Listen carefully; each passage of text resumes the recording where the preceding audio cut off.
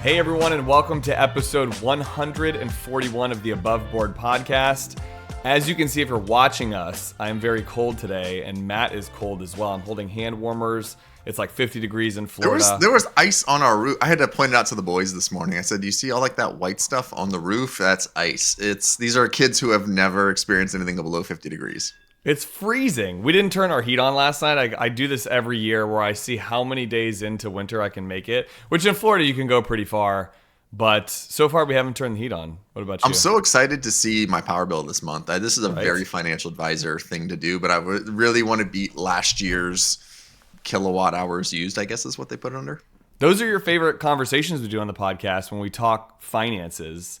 And today we're going to talk actually, I think it's just like about podcasting, what we've learned, how it's changed and evolved over the last 4 years. We've been doing this for 4 years, by the way, or I guess 3.5 technically. So maybe that's a good jumping off point, because I know the ones you like doing, Matt, are very finance oriented, but they're not always finance oriented. I know. I have imposter syndrome, and that's the only thing in life I am like a true expert. I have 10,000 plus hours of it, so it's the only thing I can really claim expertise on.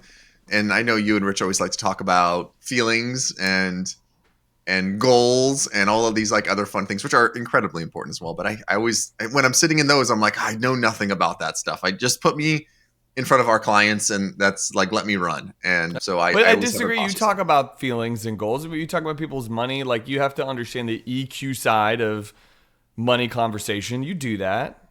I know, but you have to like pull that out of me versus like, you guys can sit and do just a solo episode about, which I listen to all of them, but like a solo episode about, or like the last one you guys had, which was about what your dogs think of you. You don't even want me on that because my dog and I don't talk. So it would not have been a good one. I would have been like the dissenting vote in that conversation. I got Chipper here with me right now. He's recovering from a little surgery yesterday, and he's sleeping with me with a cone on his head at the moment. Love Chipper. So, yeah. That was actually one of my favorite episodes for 2024. So, all right, let's talk about what I think when we were discussing this on like the pre-call, we said we'd talk about like what are some of the things that we've learned in podcasting. I think it's actually, before we do that, I want to give a little bit of nod to Rich as well, who's not with us on this episode today. But I went back and I actually, in preparation for this, listened to some old episodes that we've done. I think Mission Imposter was one of them.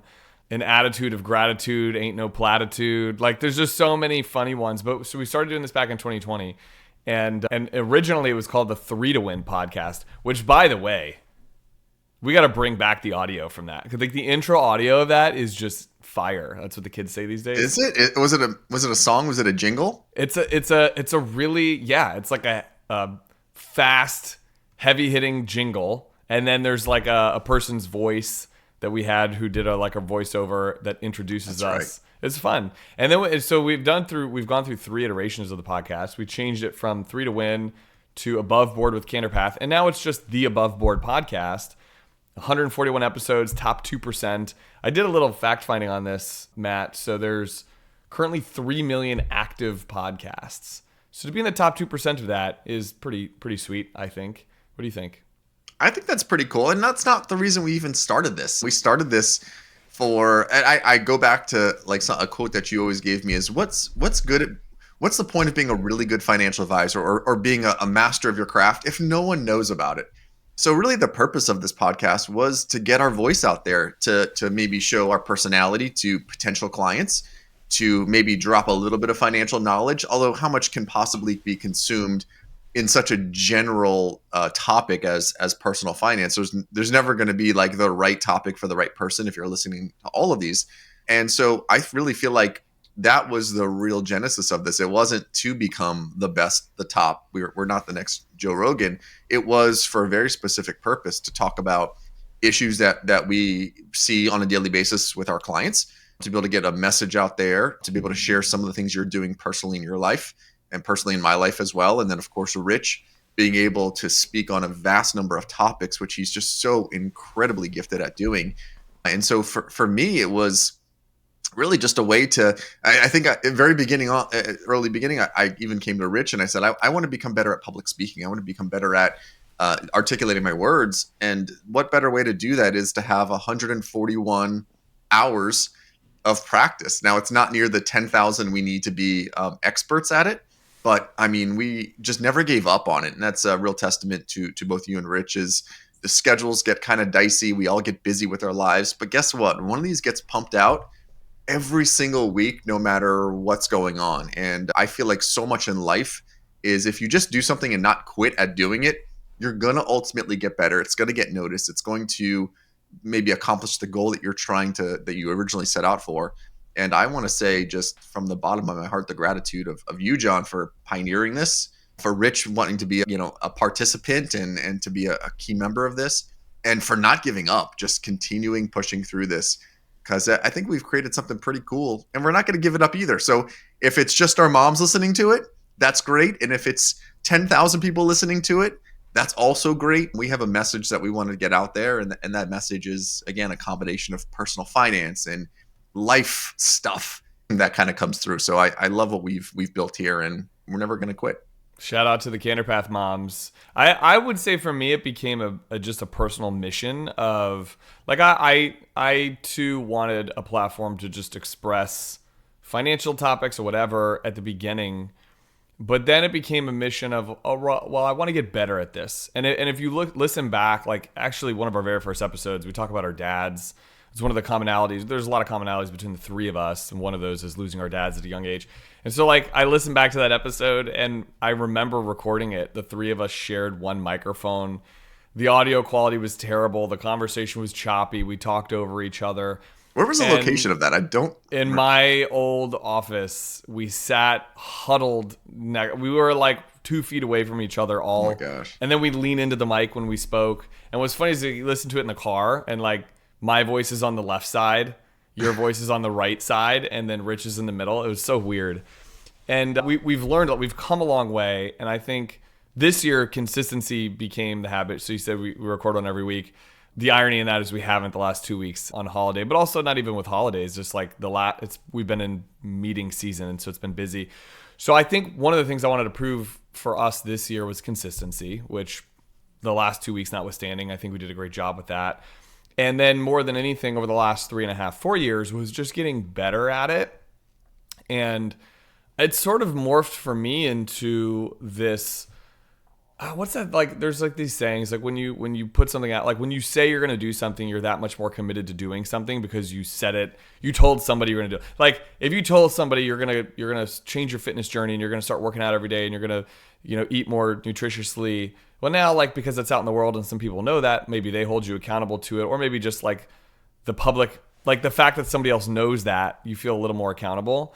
And I feel that way about the podcast. I mean, we've shared a lot of personal journeys and things we struggle with. You started this podcast by saying that you have imposter syndrome, and also sharing that you wanted to get better at public speaking. And though this isn't like per se public speaking, it has improved some of those skills, and it's held me accountable to say, like, when I share I'm going to do something at the beginning of this year, I was like, I want this podcast to be more consistent. And then I felt like this obligation to our listeners to make sure, like, hey, we have a commitment to them. We have a lot of great listeners. And to Raina, who helps us with the podcast, like wanting to be more consistent. So it's kind of fun how that's evolved for us. Yeah, you and I just did a not public speaking, but we did a podcast over in Tampa. And that there was no nerves involved with you and I. We were kind of doing like an interview style. And after we were done, like even leading up to it, there was no nerves. And I think in any other circumstance that you're being invited. This was actually a live location in a studio. Like it was a fairly big deal. We didn't even think twice about it because this is so natural to us. Even though you're doing the heavy lifting on it, it kind of goes back to what I said. The purpose for me was public speaking or being invited on these. You've been on a number of shows. You've been on some really big ones in our industry, and you came off like you're a professional podcaster, which I think like you can say that you are. And then we just did this one in Tampa. There was no nerves. We both sat down at the table and we went on for over an hour talking about various topics. That was really sort of, there was an audience that wants to hear that style of what we were explaining. But I attribute all of this back to, getting this, working on this muscle, right? Being able to speak off the top of your head, be articulate, and in your goal of consistency, I can see all of that happening. Good call to action for anybody listening if they are fearful of speaking or talking in this manner. I think starting up a podcast. I mean, listen, there's 3 million active podcasts right now. Like, just go do it. And I think Super I low remember. barrier to entry, right, John? I mean, Oh my I'm gosh. not, what you've put into this is tremendous, between our sonic branding that comes on at the beginning and all of your call to actions and the editing that goes on. I mean, there's countless hours, and I see that. But at the end of the day, also, it's a pretty low barrier of entry. You need a microphone, a camera, and a piece of recording software, and then, be able to get it up onto the streaming platforms. You learn that as you go. I mean, we've changed softwares multiple times. We've changed the way that we've edited this multiple times. You just addressed the earlier. We had an intro very early on that's different now. You end up just evolving with it when you don't quit at something. You just keep going. We were asked that on this Tampa visit we were on. We were on the show. They're like, how did you guys, end up? You guys are so good at doing this and you're so innovative. No, we made a ton of mistakes. No one listened at the beginning. We were just kind of fumbling. But I've said this to my boys: just do something and don't quit at it. You're ultimately going to get better. Now, are you going to be a professional? Maybe not, but you're definitely not going to be entry level at that point, because the amount of hours and the cumulative benefit you've received is going to have a greater output. So, again, I think it's just low barrier to entry, and then you build upon it as things become more complicated, or you learn about the craft. And just like you've done, is research our platforms that we're using and our streaming services that we're using, and just continue to get our message out there, which is really, at the end of the day, having good financial stewardship, and also goal setting and planning, and some of those inspirational conversations that you and Rich mostly lead. I honestly, I don't know if you remember this, but we were getting like 1,000 plus downloads per episode at the beginning, which was actually a higher failure or like risk reward scenario, because I remember being so like, oh my gosh, this is getting in front of a lot of eyeballs like right off the jump. Whereas like most podcasts, I mean, and by the way, the only reason we were getting that was because of Rich's audience. Shout out to Rich. Like Rich has a really strong, like, million plus followers on social media. It's pretty cool. And so like as a result of his audience, we had a lot of listeners, and we were like, oh my gosh, we can't mess this up. Like, and so it made us. I actually think I go back and listen. And it made us. We were nervous. I mean, I can almost like hear it a little bit in our voice and our cadence, and we didn't want it. But now, I mean, it's just like you said, we're much more comfortable, and that's anything in life. Like, that's actually a good like translation to just life in general. Of almost anything is a low barrier to entry if you think about it. All the information's out there. You can research anything on YouTube. You could Google just about anything. And really the difference between a true professional that can, I'm not saying we're professional podcasters, but like I'm thinking about what we do as CFPs in the finance world. There's a lot of advisors in the industry. There's a lot of people that get different credentials and call themselves advisors. The main difference is the 10,000 hours rule, like the sticking to it, the being disciplined enough to wake up and do it again. And honestly, like that can be kind of boring at times. And I think even for us, like if I translate it back to the podcast, there were months or periods where it was just very monotonous of like doing the post editing and doing that work. And we did all that, and we still do it all in house. Raina does that with us now. But you just wake up and keep finding that consistency. And then as a result of it, you kind of you find maybe that magic that works for you in your career or whatever, or in podcasting. And I think it's so where do you cool think that, this podcast goes in the future? Where, we've come from 3 to win. We've come from the 3 of us. Now it's a little more sporadic. You do a lot of the heavy lifting. We have a really good platform. We have good streaming. Where does the next iteration of this come from?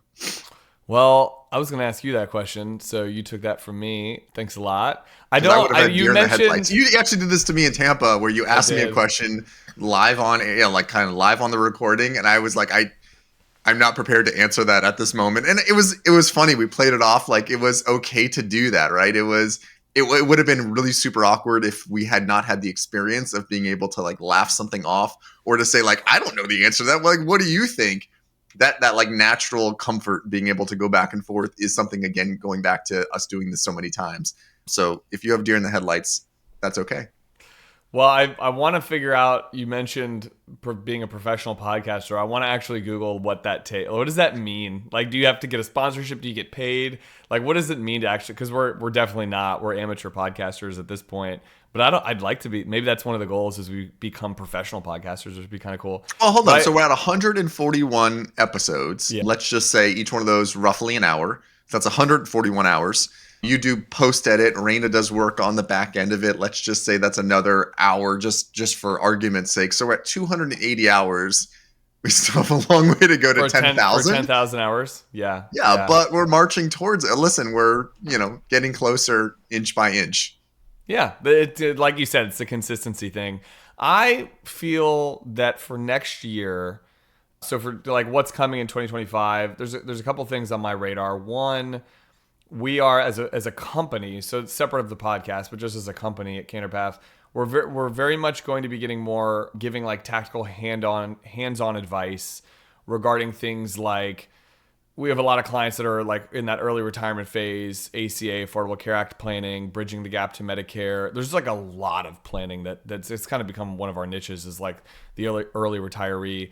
And then also just giving more tactical advice on like how to invest properly, what that means. Our industry tends to be afraid of giving that advice broad-based without knowing situational stuff. But we've got this e-course, yourmoneystory.app that we rolled out that's free, by the way, this past year. And I think on adding on to that, I think we're going to get a little more tactical with it. So maybe kind of diving into the finance stuff a little bit more. I don't know how much it'll translate necessarily on the podcast, but if you follow us on social anywhere at Canterpath, that's going to be very prevalent. You're going to see we're actually recording or in the process of recording about 75 reels for social media for next year to be very, very specific and tactical on the investment stuff. So I see that. And I also see the way that we've been doing these podcasts this past year where we have a lot of short form, like 10 to 15, 20 minutes.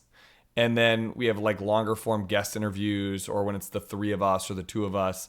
So I kind of see that mix continuing. I've gotten a lot of positive feedback from folks that have liked the guest interviews, which I think is a great way to spotlight somebody. And it's fun because it changes up the format of it. But they've really liked the short form, a 10 to 15 minute tactical, the average commute to work for those that do commute to work since COVID. A lot of people work from home still, but the average commute to work is like less than 30 minutes for most people. So you got to kind of fit inside that window. So that's kind of what I see. I'm curious what you see. Well, I think the things that you just laid out. So we have an e-course, which is designed for our clients and it's an incredible course, but I want to highlight something on there. That entire course is made up of videos and videos of you speaking about these topics. The natural way that you speak, I think, is a complete byproduct of the work that you're doing here on the podcast. And then these 75 reels, which I think I'm responsible for like 10 or 15 of those, I don't have a concern about that. Again, the muscle memory of being on a podcast, of being able to speak off the top of my head, to be able to articulate, comes directly from us 140 times being able to do this. And so when I was given 7 to 10 reels, I was not happy because it's not my strength, but also understanding that, first of all, this is nothing more than me just speaking to the camera, which is something natural that has come. And second of all, to the point that I made very early on in today's episode, is that what's the point of being good at something if no one knows what you do? Mm-hmm. So being able to get the short form out there, the long or medium-sized form with our podcast, really kind of encompasses what we're trying to do here in hitting the audience. And by the way, the audience isn't just our traditional listeners who we thank and appreciate, and we get emails all the time talking about the episodes, but it's also for that prospective client that is, what is the first thing they do when they're referred to our office? They Google us, right? That's what I would do if I was looking for a financial advisor or if I was looking for a professional. First thing is I Google them. What do you think is going to come up 140 times when you Google our names? Go ahead and do it. Google Matt Marcoux CFP or John Kennedy. You got to put CFP at the end of John Kennedy, or else you're going to get a lot of presidential talk.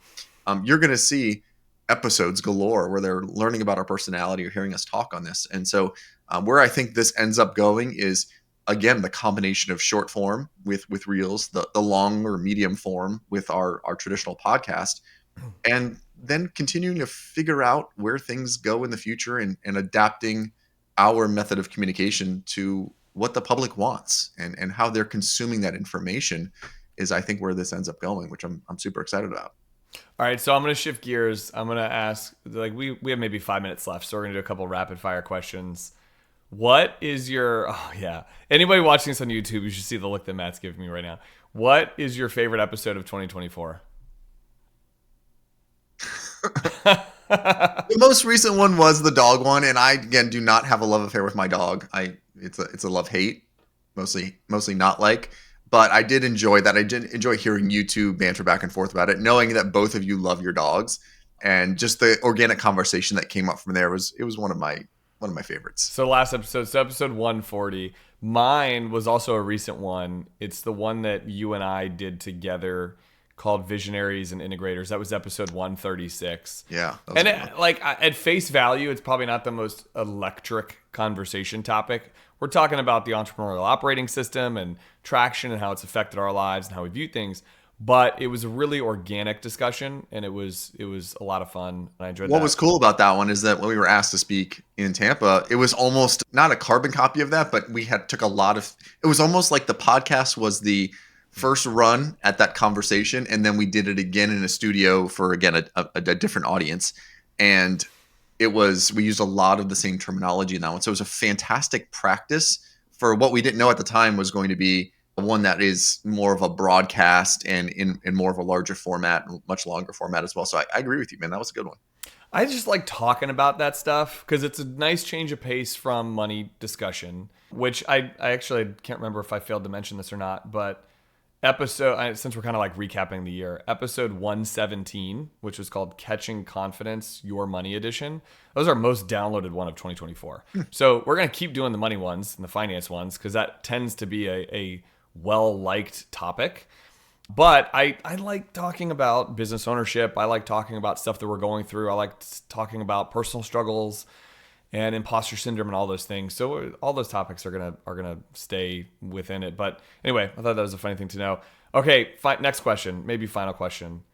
Give me two things that you've learned, which you've talked about a little bit, but two things that you've learned from podcasting over the last 3.5 years.